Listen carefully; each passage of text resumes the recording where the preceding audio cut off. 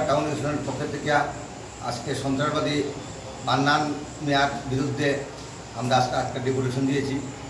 সে বিগত দিনে এবং বর্তমানে কৈলাস শহরে সন্ত্রাসবাদী কার্যকলাপ করেছে। গতকালকে দুপুরবেলা ওপেন দাও এবং পুলিশ এবং বিভিন্ন আগ্নেয় অস্ত্র নিয়ে পাইতুর বাজারে হামলা উদ্যতি করেছে এবং বিভিন্ন দোকানপাটে মানুষ ভয়ে ভীত হয়ে বাড়িঘরের মানুষ দরজা বন্ধ করে ঘরের ভিতর হয়ে তারা প্রবেশ করেছে। বহু দোকানপাট বন্ধ হয়ে গিয়েছিল কালকে পাইতুর বাজারে।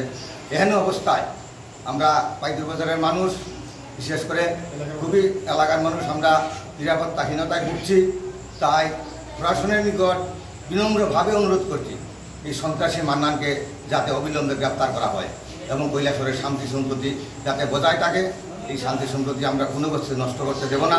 যদি এই শান্তি সম্প্রতি কোনো ব্যক্তি কিংবা সন্ত্রাসী তার বিরুদ্ধে যায় কিংবা এই শান্তি সম্প্রতি নষ্ট করতে চায়, আমরা এর জন্য আরও বৃহত্তর আন্দোলনে যাব এবং আমরা আপামর জনসাধারণ কৈলাসহরের সমস্ত অংশের মানুষ মিলে আমরা তা রুখে দাঁড়াবো। এই আহ্বান আমি রাখছি এবং সবাইকে আমার আবারও নমস্কার জানিয়ে আমি আমার কথা বলছি।